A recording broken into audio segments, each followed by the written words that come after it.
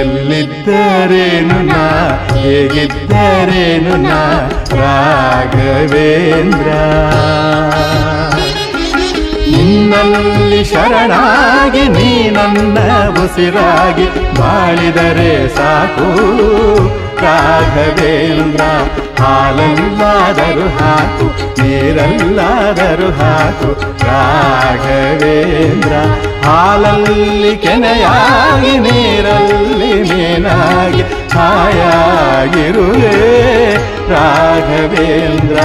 ಹಾಲಲ್ಲಾದರೂ ಹಾಕು ನೀರಲ್ಲಾದರೂ ಹಾಕು ರಾಘವೇಂದ್ರ.